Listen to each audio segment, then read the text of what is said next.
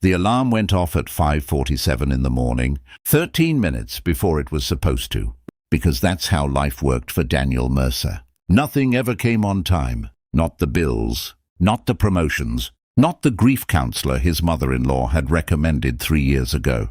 When Claire died on a Tuesday afternoon in November, leaving behind a half-finished cup of coffee, a 7-month-old baby girl, and a husband who didn't know how to cry in front of people, Daniel silenced the alarm before it could wake Lily. That was the first rule of his mornings. Everything else, the coffee, the lunches, the ironing, the permission slips, the mental math of whether this week's paycheck would cover both the electricity bill and Lily's field trip. All of that came after. But first, silence. First, protect the sleep of the one person in the world he was still doing all of this for. He padded into the kitchen in socked feet, flipped on the small light above the stove, and stood there for a moment in the blue-grey dark of early morning, just breathing. The apartment was small. It had always been small, even before Claire. But after her, it felt like the walls had moved inward an inch or two, like the rooms themselves were grieving alongside him. There were drawings on the refrigerator, lilies, all bright reds and lopsided suns, and they were the only color in the whole place that felt truly alive. He made coffee. He made a peanut butter sandwich and cut it diagonally because Lily refused to eat it any other way. He checked his work shirt, the blue one, the only one that didn't have a fraying collar, and found a stain near the second button that he had absolutely no memory of making. He rubbed at it with a damp cloth for 2 minutes, decided it was a lost cause, and hung it back in the closet. He would wear the white one. The white one was fine. By 6:30, Lily was up, hair everywhere, dragging her stuffed rabbit across the kitchen floor with the dead-eyed certainty of someone who had not yet accepted that the world existed before 8 a.m. Daniel made her oatmeal. She asked him why the sky was pink. He told her the sky was getting dressed for the day, just like them. She accepted this without question. He loved her so much it sometimes felt like a physical thing pressing against the inside of his chest. He dropped her at his neighbor, Mrs. Avila's apartment by 7:15, kissed the top of her head, promised he'd be back by 6, and took the stairs down to the street because the elevator was broken again. It was raining. Of course it was raining. He had no umbrella. He had owned one once, a good one, black with a wooden handle. But it had disappeared sometime in the fog of the months after Claire. A lot of things had disappeared in that fog.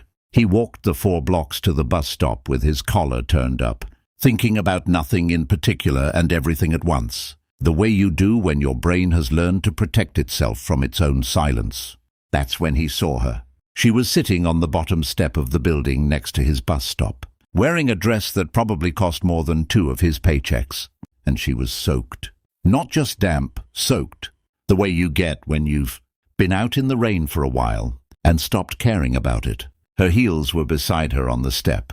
She was holding her phone in her lap, not looking at it, just holding it. And she was staring at the street with an expression Daniel recognized immediately, because he had worn it himself for the better part of 3 years. It was the expression of someone who was holding themselves together, by a thread so thin they couldn't afford to breathe wrong. He almost kept walking. He was going to be late.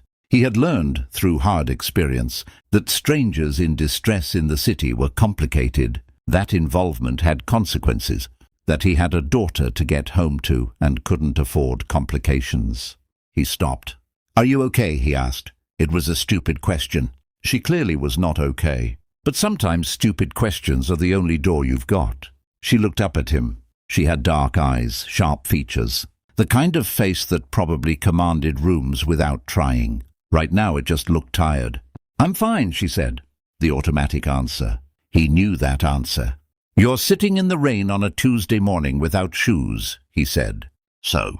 Something shifted in her expression. Not quite a smile, but close. "I had a meeting," she said. "It went poorly." He stood there another second, rain coming down on his shoulders, soaking through the white shirt he'd just decided was fine. Then he shrugged off his jacket. Not much of a jacket, just a grey canvas thing he'd had for years, and held it out to her. She stared at it. "I don't need—" "It's not charity," he said. "You're getting rained on and I'm already wet. Take it." She took it. She held it for a moment, like she'd forgotten what kindness felt, like as a physical object. Then she put it on. "I'm Daniel," he said. "Natalie," she said. He missed his bus. He thought about her a few times over the following week, the way you think about a strange dream, not obsessively, just occasionally turning it over. He didn't know her last name. He hadn't asked for his jacket back. He'd bought a new one at the thrift store for $11. Life continued. Then on Thursday morning, 2 weeks later, he arrived at Harwick Solutions, the mid-sized logistics company where he'd worked as a floor operations coordinator for 6 years, and found the lobby buzzing with the specific nervous energy that meant something had changed at the top. "New CEO," whispered his co-worker Marcus as Daniel swiped his badge. "Board brought someone in last month. She's been shadow auditing the whole company. Apparently today's the day she makes her presence official." Daniel nodded, got his coffee, and went to his desk. At 9 a.m., the company-wide meeting was called. All staff, main conference room. He walked in, found a seat near the back, and looked up when the new CEO walked to the front of the room. It was Natalie. She was in a charcoal blazer, hair back, the commanding expression fully assembled. Nothing like the woman on the steps. But it was her. He would have known her anywhere. She was scanning the room. Their eyes met. She didn't miss a beat. Not one beat. She looked away, began her address to the staff, spoke with the calm precision of someone who had done this 100 times. She talked about restructuring, about accountability, about her expectations. Half the room looked terrified. Daniel just sat there, thinking about how she'd held his jacket like she'd forgotten what kindness felt like. Afterward, as people filed out, her assistant touched his shoulder. "Miss Calloway would like a word." In the glass-walled conference room, with the door closed, she turned to face him. "You work here," she said. "6 years," he said. She looked at him with an expression he couldn't quite read. "I didn't know." "I believe you." A pause. "The jacket's at my apartment. I meant to return it, but I didn't have a way to find you. Thrift store replaced it. $11. You're fine." For the first time, she smiled. A real one, not the professional version. It changed her whole face. "I'm in the middle of a very difficult restructuring," she said. "I need people I can trust to be honest with me, not people who tell me what I want to hear." "I'm an operations coordinator," he said. "I just make sure things get where they're going." "That's exactly what I need," she said. Over the following weeks, Daniel learned things about Natalie Calloway that the business press didn't know. He learned them in fragments, in the brief. Unexpected conversations that happened when she came down to the operations floor instead of summoning people up to her office, which she did more than anyone expected. He learned that she'd been passed over for her first CEO position because the board had chosen a man with less experience, that she'd rebuilt her career brick by brick after a public failure at 31, that had been covered unkindly in the financial press, that she hadn't taken a real day off in 8 months. And she learned things about him, about Lily, about Claire, about the peanut butter sandwiches cut diagonally and the drawings on the refrigerator and the broken elevator. "How do you do it?"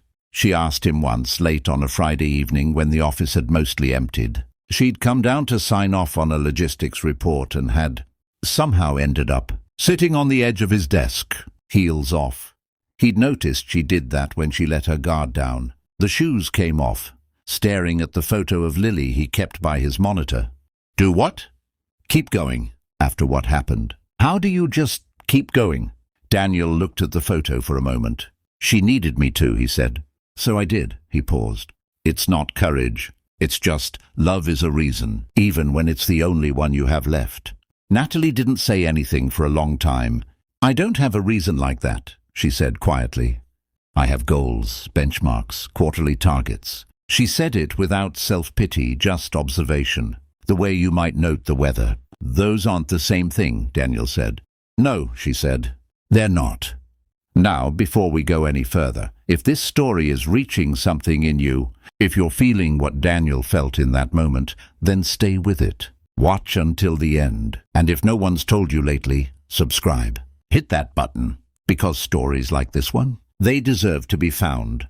The crisis came on a Wednesday. Lily's school called at 11 a.m. Fever, come pick her up. Daniel was in the middle of a critical coordination call that couldn't be paused. A shipment delay that would cost the company $60,000, if not resolved in the next 2 hours. He was the only one who knew the supplier contacts. He was the only one who could fix it. He stared at his phone. He stared at his screen. He did the math no parent should ever have to do. Natalie walked past at that moment, headed to a meeting. She caught his expression. "What's wrong?" He told her in 30 seconds, all of it. The call, Lily, the fever, the supplier. She looked at him for exactly 2 seconds. Then, "Give me the supplier contacts. I'll handle the call. Go get your daughter. You're a CEO, you can't just—" "Daniel." Her voice was quiet and completely certain. "Go get your daughter." He went. When he arrived at the school, Lily was sitting in the nurse's office in her little coat, rabbit tucked under her arm, looking small and warm with fever and very relieved to see him. He sat beside her and pressed the back of his hand to her forehead, and she leaned into him like a plant leaning toward light, and something in his chest cracked open in the best possible way. He texted Natalie. "Shipment call?" She replied 4 minutes later, resolved. "Suppliers shipping Thursday. You're welcome. How's she doing?"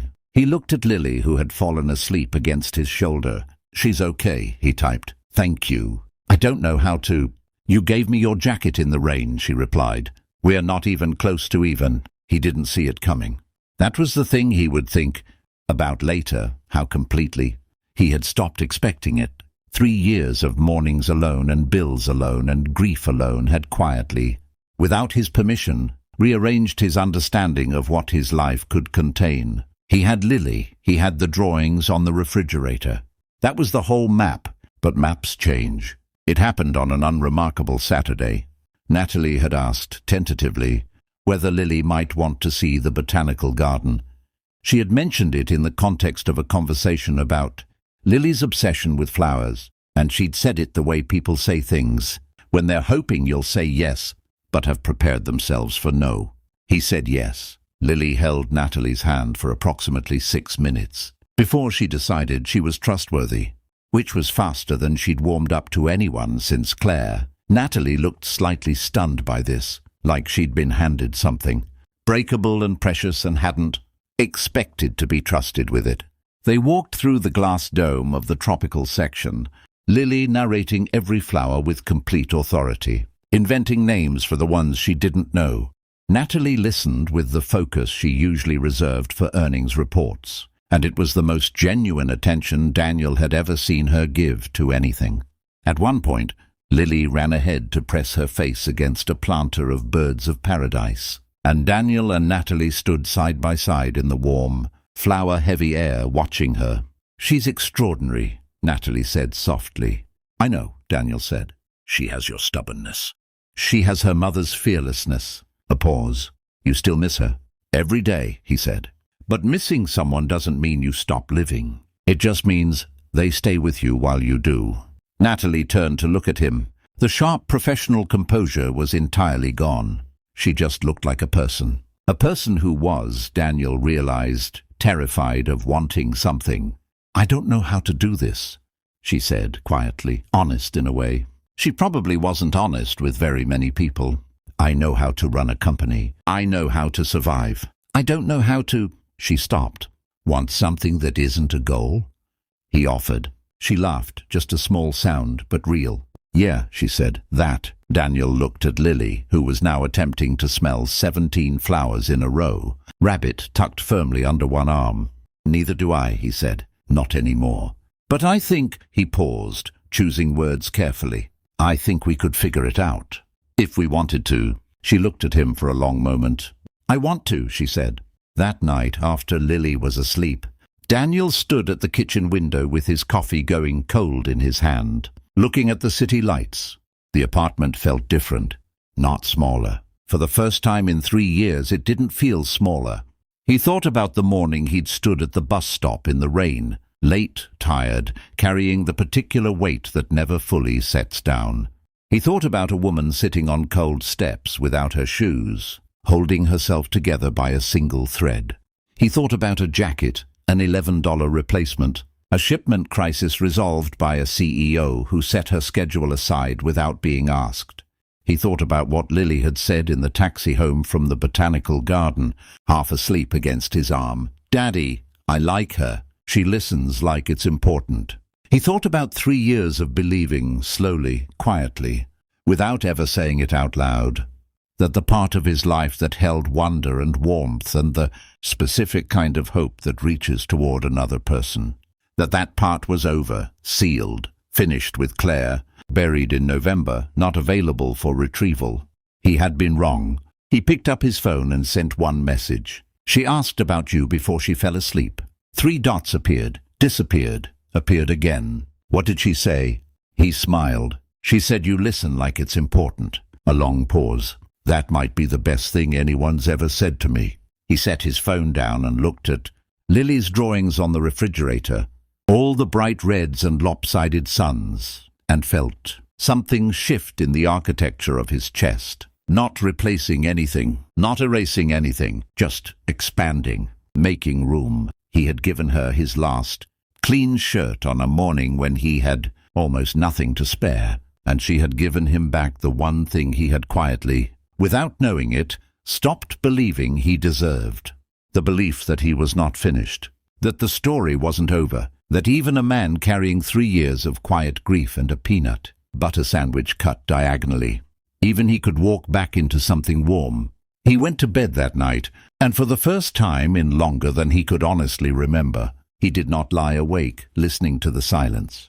He just slept. And somewhere across the city, in an apartment that had always been too quiet and too efficient and too organized for one person, who worked too hard and felt too much, Natalie Calloway sat on her kitchen floor, not in despair, not in collapse, but in the deliberate, unfamiliar peace of someone who had just realized that something they'd stopped reaching for had somehow, without warning, come to find them. She held her phone in her lap. She smiled at the ceiling. Outside, the rain had stopped.